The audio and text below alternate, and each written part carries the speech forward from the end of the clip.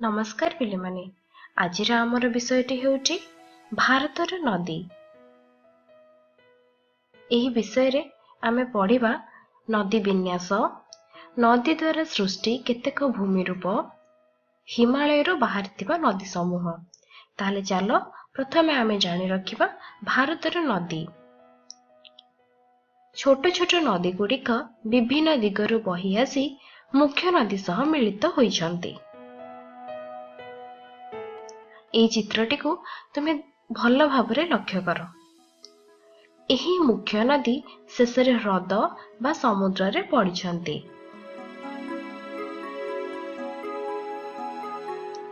जेउ अंचल गोटे मुख्य नदी और तार समस्त उपनदी गुड़ी को जल जोगाई थाए ताहाकू नदीर अववाहिका कुआ जाए।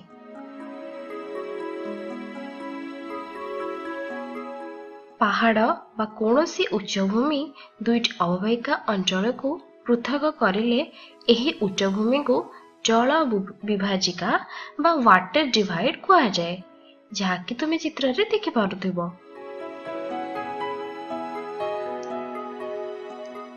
हिमालय पर्वत श्रेणी और पश्चिम घाट पर्वतमाला गोटे गोटे जल विभाजिका।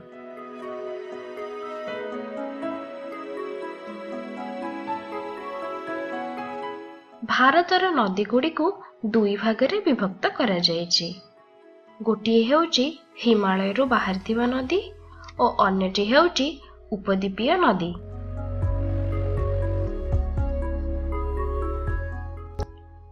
हिमालय रो बाहरिथिबा नदी गुड़िक साधारणतः चिरस्रोता अर्थात वर्ष सारा नदी रे जल प्रवाहित होइथाए।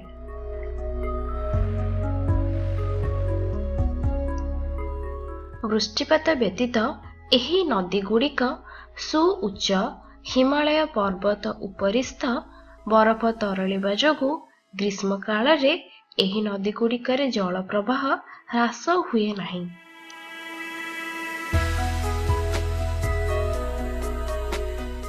तेणु एगुड़िक सुनाव्या।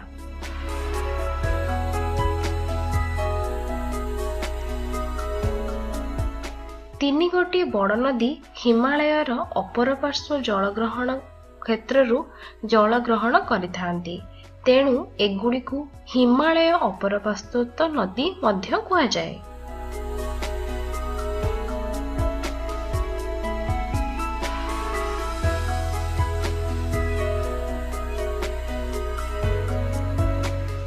हिमालय रु बाहरुथिबा नदी गुड़िक हिमालय पर्वत ठारू मध्य पुरातन।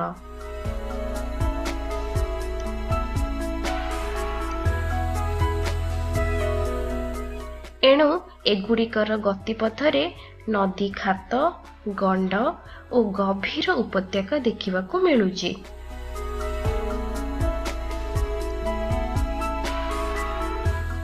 हिमालय रो बाहरिथिबा नदी गुड़िकर गतिपथ सुदीर्घ।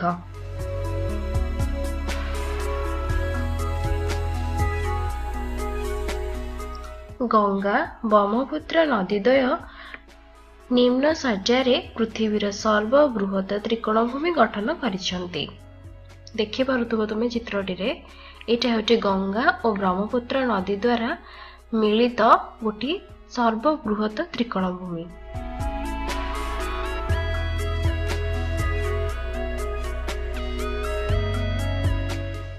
वर्तमान आमे पढ़िबा नदी विन्यास।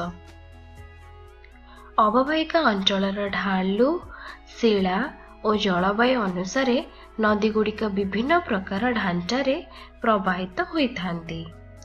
एही ढांचा को नदी विन्यास कुहा जाए।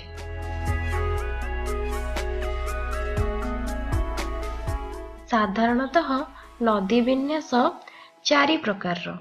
प्रथमटी हेउची वृक्षाकृति नदी विन्यास, द्वितीयटी हेउची समान्तराल नदी विन्यास, तृतीयटी हेउची छत्राकृति नदी विन्यास एवं चतुर्थटी हेउची आयताकृति नदी विन्यास।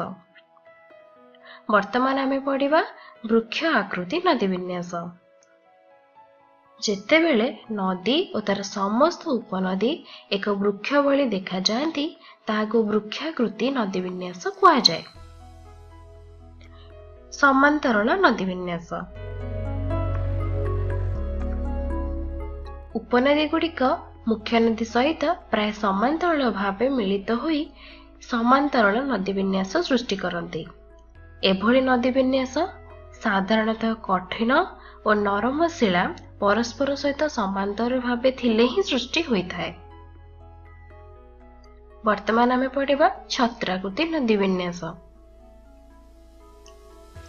नदी गुड़िक गोटे गंबुजाकार उच्चभूमि सबु दिगरे प्रवाहित हेले ताहाकु छत्राकृति नदी विन्यास कुहा जाए।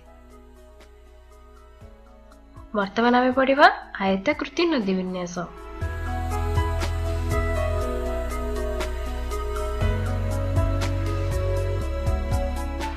पथुरिया अंचल जेउठी शिला गुड़िक परस्पर सहित खूब निबिड़ भाव जोड़ी होइथांती सेठारे एहिपरि भावरे आयताकृति नदी विन्यास देखा जाए।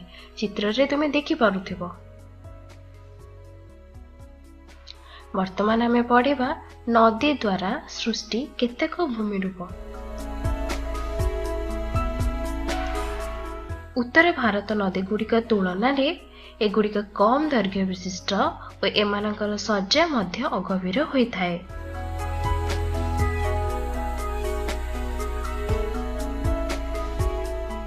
केतेक उपद्वीपीय नदी मध्य मालभूमि और अन्य गुड़िक पश्चिम घाट पर्वतमालारू उत्पत्ति लाभ करी बंगोपसागर रे पड़ी अछंती। दुईटी नदी किंतु आरब सागर रे पड़िछि। ए विषय आमे कौन शिखिले? जेउ अंचल गोटे मुख्य नदी और तार समस्त उपनदी को जल जोगाई थाए ताकू नदीर अववाहिका कुहा जाए। हिमालय रू बाहरिथिबा नदी गुड़िक साधारणतः चिरस्रोता। परवर्ती अध्याय रे आमे पढ़िबा हिमालय रू बाहरिथिबा नदी उपद्वीपीय नदी। आशा करुछि तुम मानकु एई वीडियोटी भल लागिथिबो।